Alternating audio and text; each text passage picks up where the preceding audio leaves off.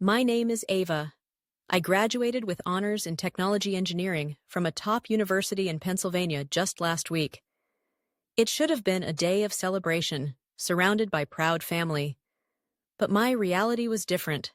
No one came. No proud smiles, no flowers, just a single curt text message from my mother. Eleanor, your father says since you chose your own path, you must take full responsibility for it. Responsibility? That evening, I stood in the vast marble entryway of the Philadelphia mansion I grew up in. Crystal chandeliers cast cold light on gleaming surfaces, highlighting the emptiness, the utter lack of warmth.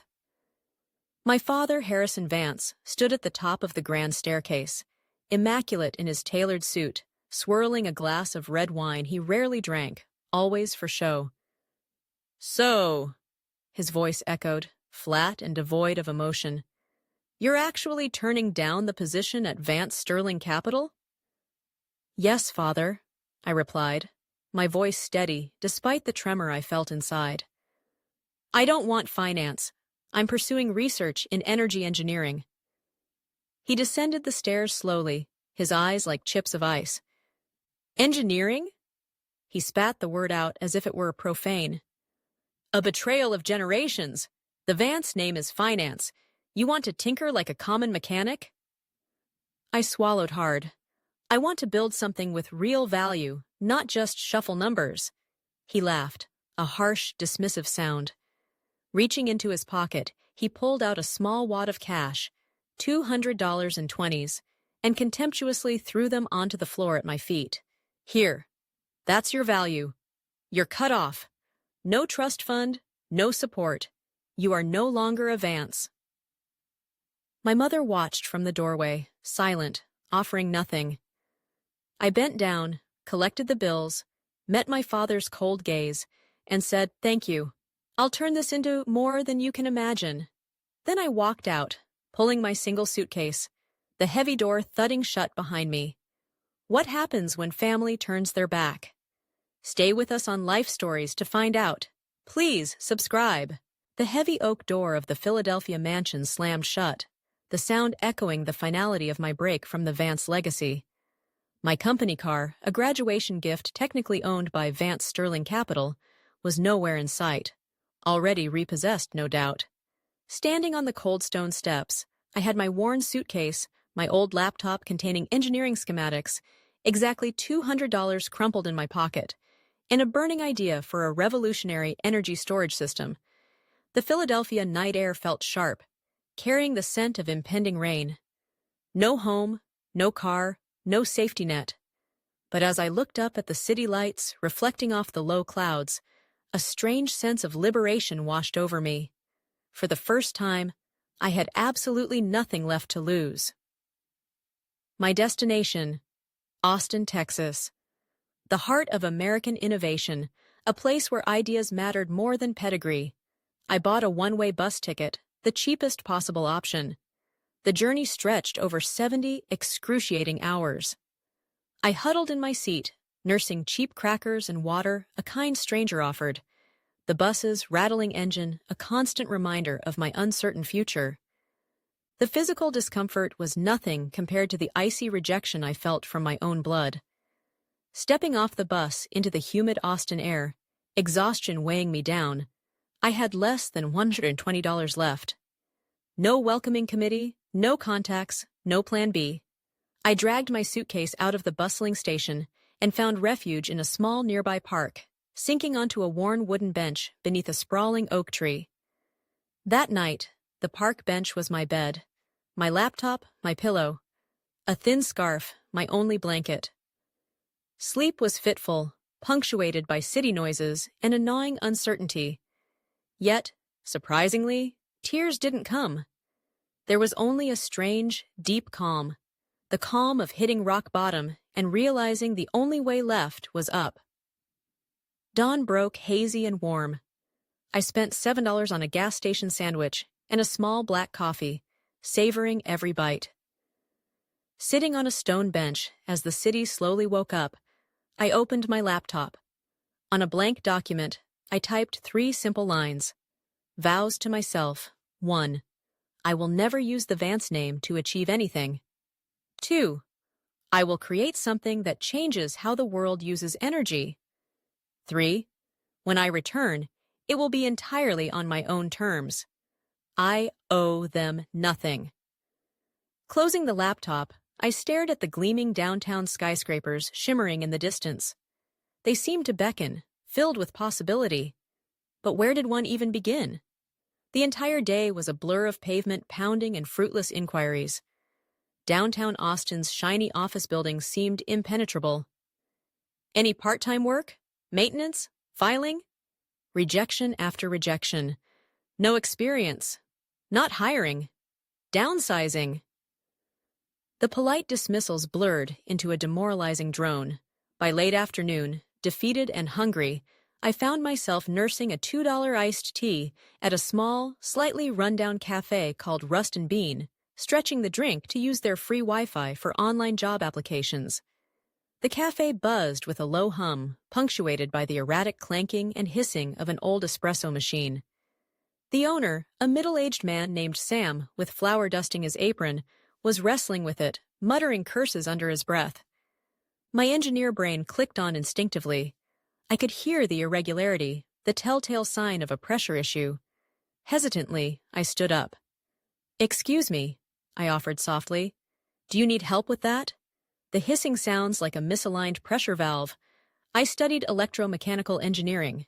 Sam looked at me, weary and skeptical, clearly wondering what a young woman with a suitcase knew about commercial coffee machines, but desperation won out.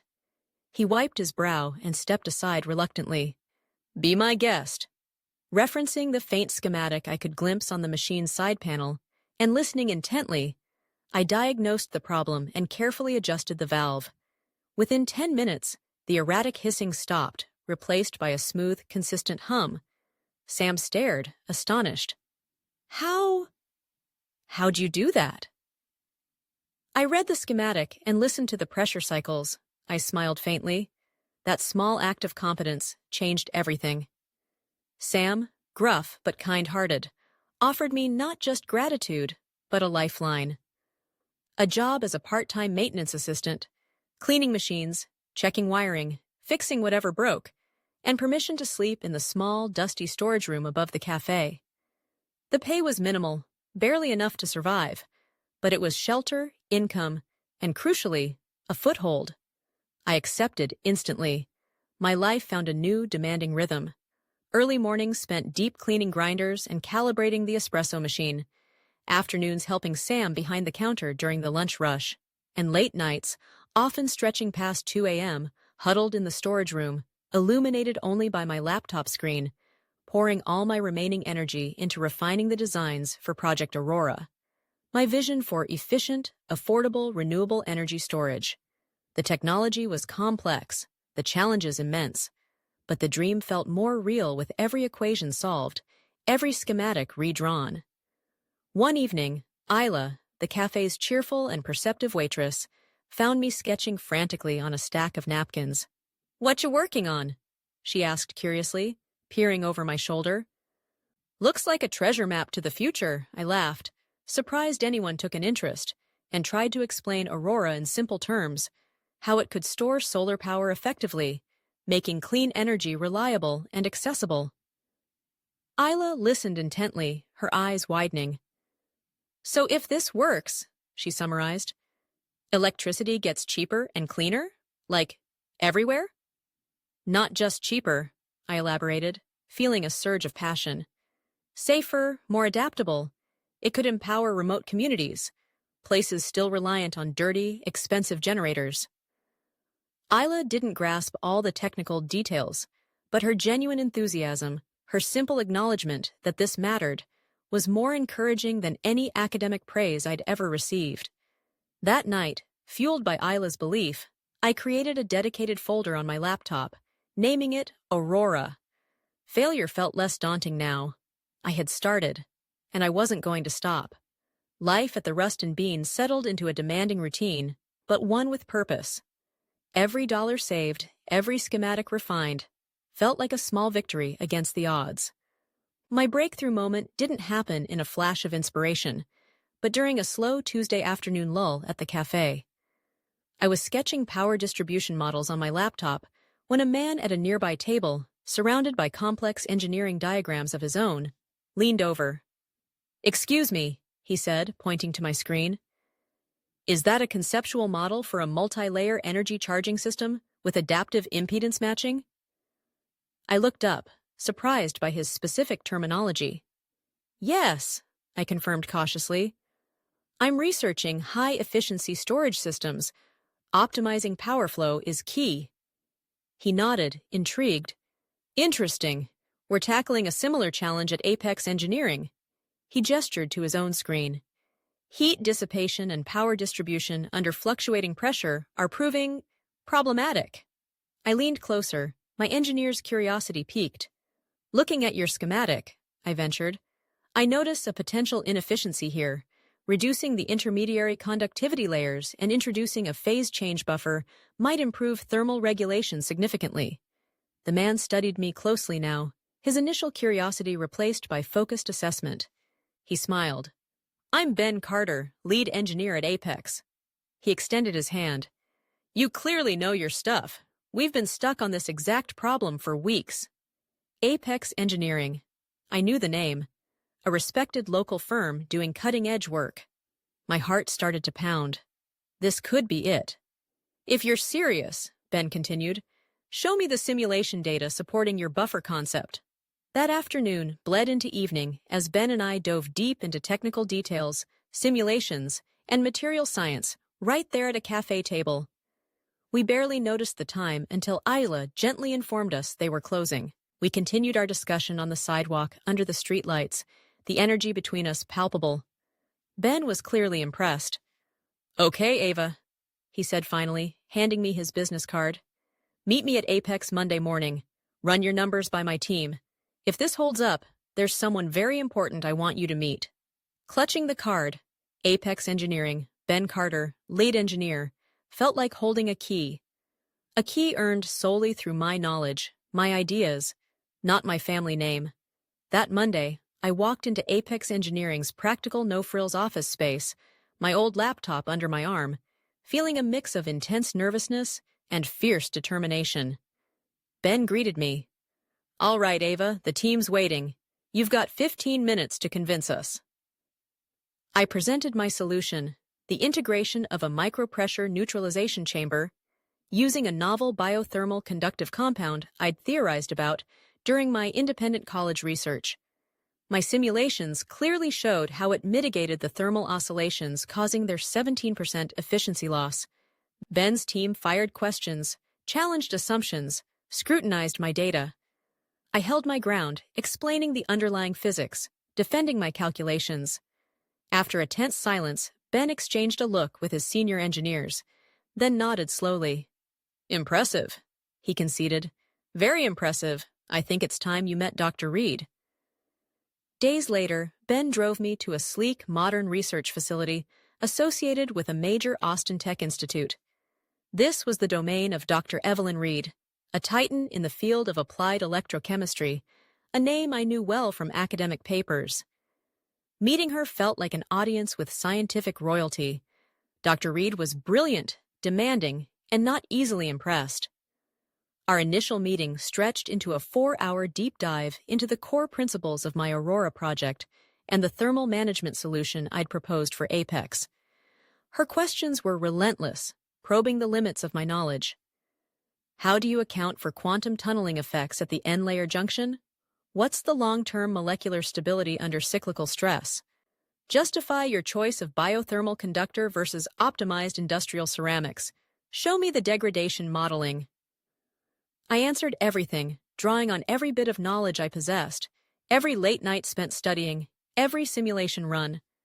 When it was finally over, Dr. Reed simply gave Ben a curt nod.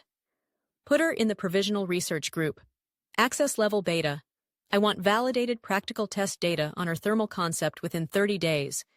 Then her sharp eyes met mine. "If you deliver, Ms." She didn't know my last name yet. "If you deliver, I'll grant you access to the Texas Innovations Hub Energy Lab." My breath caught. The Innovations Hub was legendary, a place where theoretical breakthroughs became reality. It was the opportunity of a lifetime, handed to me based purely on merit. The pressure was immense, but exhilarating. The next month would define my future. The 30-day trial period was the most intense month of my life. I continued working early shifts at Rust and Bean to cover basic living expenses, then spent every available afternoon, evening, and weekend immersed in Dr. Reed's research group. The learning curve was vertical. I mastered complex diagnostic equipment, learned protocols for handling volatile nanocomposite materials, ran countless simulations under extreme conditions. The team was brilliant, demanding, but supportive once they saw my dedication and grasp of the science. I barely slept, fueled by coffee, determination, and the sheer excitement of being involved in cutting-edge research. By the end of the 4th week, I presented the conclusive data. My thermal management approach, integrated into a test system, not only stabilized the energy fluctuations, but actually improved overall efficiency beyond the initial simulations. Dr. Reed and her senior assistants spent an entire afternoon verifying my results, scrutinizing every data point, challenging every conclusion.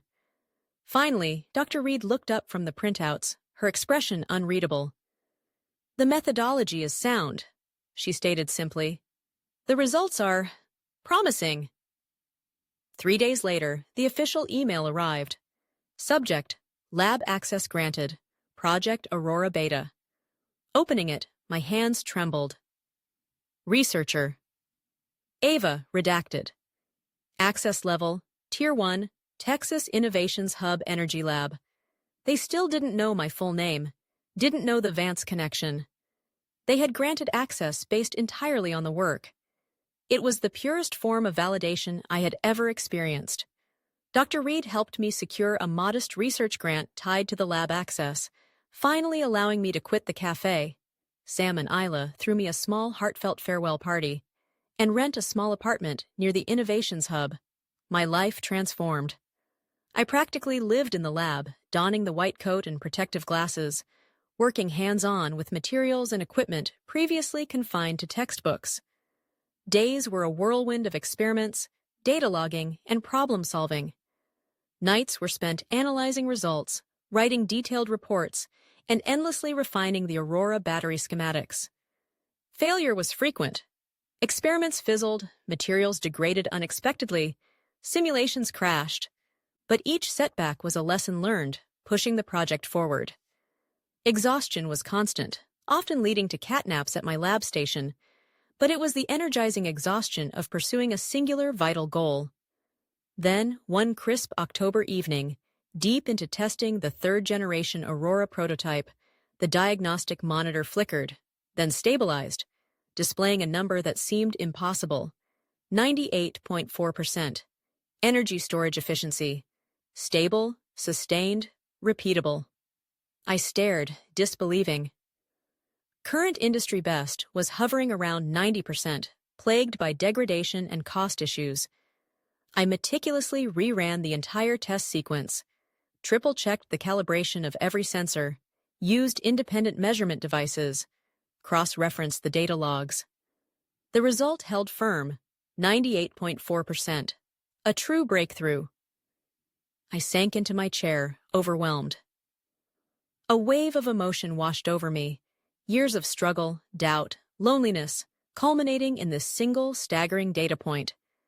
I composed a brief, factual email to Dr. Reed. Subject: Aurora breakthrough, confirmed. Efficiency stable at 98.4%. Data attached. Within minutes, my phone rang. "Ava!" Dr. Reed's voice crackled with suppressed excitement.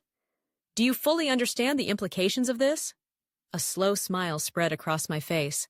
"I think," I replied, my voice steady despite the tremor in my hand, "we just started the next energy revolution." There was a beat of silence, then Dr. Reed's decisive command. "Excellent. Prepare your findings. The International Energy Conference is in Denver next month. You're presenting Aurora on the main stage." Standing under the bright lights of that Denver conference hall, facing a sea of the world's leading energy experts, investors, and policymakers, felt surreal. I presented Aurora, the science, the efficiency, the dramatically lower cost, the sustainable materials, the potential to finally make renewable energy universally viable. When I concluded, if clean energy is the goal, efficient storage like Aurora is the key, the room erupted. Standing ovation. Intense Q&A session. Backstage, Ben Carter, who had flown in for support, grinned. They get it, Ava. They really get it. The aftermath was overwhelming. Investment offers poured in, but one firm stood out, Summit Ventures, the Austin VC group known for strategic genius. Their strategy director, Julian Hayes, reached out. Julian Hayes possessed a quiet intensity that cut through the noise of the other investment offers. We met again, not in a stuffy boardroom, but back in Austin, over breakfast tacos at a bustling local spot. He didn't flatter or pressure. He simply laid out Summit Ventures' vision. Ava, what you've created with Aurora isn't just incremental improvement. It's disruptive. To maximize its impact, you need more than just capital. You need strategic partners who understand scaling, manufacturing, global deployment, and navigating regulatory landscapes. That's what Summit brings. He slid a term sheet across the table. $5 million seed funding for a 22% stake. But more importantly, full access to our network and operational expertise. It was precisely what Ava needed. Smart money, strategic muscle. She looked him in the eye. Mr. Hayes, she said, extending her hand. Let's build this. NovaGen Power was born the following spring. Ava, as founder and CEO, set up headquarters in a modern, collaborative space within Austin's burgeoning tech corridor. Building her team was crucial. She immediately recruited Isla, the perceptive waitress from Rust and Bean, whose knack for organization and people skills made her an ideal chief operating officer. Ben Carter, thrilled by Aurora's potential, left Apex Engineering to join NovaGen as a senior technical advisor, bringing invaluable engineering experience. The first year was a relentless sprint. Ava led the charge, finalizing the Aurora core design for mass production, navigating the complexities of sourcing sustainable materials, establishing pilot manufacturing lines, securing initial patents, and building relationships with potential industrial partners. Julian Hayes and the Summit Ventures team provided critical guidance on strategy, finance, and operations, acting as true partners. There were setbacks, supply chain hiccups, moments of intense pressure, but the team's shared passion for NovaGen's mission fueled them forward. Finally, NovaGen launched its first commercial product, the Aurora Core Module. The market response was immediate and explosive. Its performance metrics, nearly 98.5% efficiency, triple the lifespan, half the cost of lithium-ion, and built with eco-friendly materials, were revolutionary. Orders flooded in. Within just 3 months, NovaGen signed major contracts with 17 solar energy companies across the diverse climates of the U.S., from the deserts of Arizona to the humid coastlines of Florida. The press caught on, dubbing NovaGen Power the energy storage unicorn, and Ava the engineer sparking a revolution. For Ava, the most gratifying moments were seeing Aurora core units deployed in the real world. She visited a remote agricultural co-op in rural Texas, previously dependent on expensive, unreliable diesel generators. The co-op leader, a weathered farmer named Mrs. Peterson, showed Ava how the silent, efficient Aurora batteries, charged by new solar panels, now powered their irrigation systems and processing facility. "You brought us light, child," Mrs. Peterson said, her voice thick with emotion. "Not just power, but security. Hope." Witnessing that direct impact solidified Ava's purpose beyond profit margins and stock prices. 3 years after Julian Hayes wrote that first check, NovaGen Power, backed by further strategic investment rounds, was ready for the public market. The NASDAQ IPO was a phenomenal success. NGN PDR opened strong and soared, doubling its value by the end of the first day. Within a week, the company's market capitalization exceeded $720 million. Ava's founder shares, though diluted, were now worth approximately $112 million on paper. The number felt abstract, almost unreal.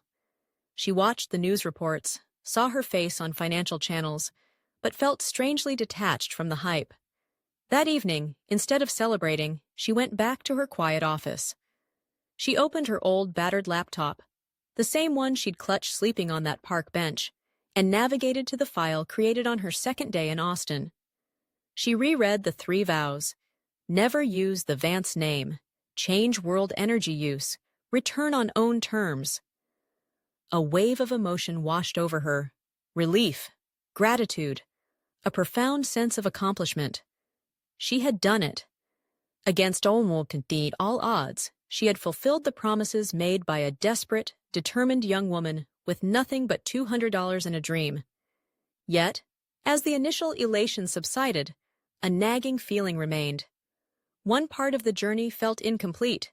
She hadn't returned to Philadelphia, hadn't closed the circle. Just then, scrolling through her financial newsfeed, a headline leaped out. Legacy firm Vance Sterling Capital faces hostile takeover threat amid mounting losses, survival uncertain. Her father's company, teetering on the brink. And the predator circling? A mysterious entity called Horizon Acquisitions. Ava felt a chill despite the Austin heat. She immediately called Julian Hayes. "Julian," she asked quietly, "Horizon Acquisitions. That wouldn't happen to be one of ours, would it?" Julian Hayes confirmed Ava's suspicion with his characteristic calm. "Yes, Ava. Horizon Acquisitions is a special-purpose vehicle established by Summit last year. Its mandate is to identify and acquire underperforming legacy assets in sectors ripe for technological disruption. Vance Sterling Capital fits the profile perfectly." He paused, sensing her complex emotions. "We initiated the acquisition sequence based on market analysis, Ava. But the final decision rests entirely with you, given your controlling interest in the fund behind Horizon." The world seemed to tilt. Her father's empire, the institution built on principles she rejected, the source of her deepest wounds, was now within her grasp. The power to save it, or let it crumble, or reshape it entirely, rested in her hands. She spent days in contemplation, wrestling with conflicting impulses, a lingering desire for vindication warring with a pragmatic vision for the future. Ultimately, her path was clear. It wasn't about revenge, it was about transformation. A week later, Ava walked into the imposing granite headquarters of Vance Sterling Capital in Philadelphia. The familiar chill of the marble lobby, the stern oil portraits of past Vance patriarchs lining the halls. It all felt like a scene from a previous life. Arthur Finch, the aging vice chairman who barely acknowledged her during her youth, now greeted her deferentially as the representative of Horizon Acquisitions. Still unaware of her true identity as the ultimate power broker, he escorted her to the main boardroom on the 10th floor. She took the seat at the head of the table, the portfolio detailing Horizon's takeover strategy placed before her. Minutes later, her father, Harrison Vance, entered with the remaining board members. He looked grayer, more stooped, the aura of command dimmed by Ochavidny stress.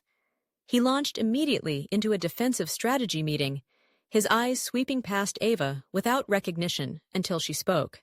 "There's no need to strategize a defense against Horizon, Father," Ava interrupted, her voice quiet but cutting through his bluster. He stopped mid-sentence, finally focusing on her. Recognition dawned, followed by disbelief, then a flicker of fear. "Margaret?" he breathed, using her given name.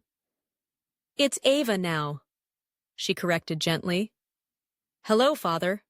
The room erupted in stunned silence. You're Horizon?" a board member stammered. Ava slid the acquisition proposal across the polished table towards Harrison. "Horizon is wholly owned by funds managed via NovaGen Power. I authorized this action." Harrison stared at the documents, his hand trembling as he reached for them. "Why?" he whispered, his voice raspy.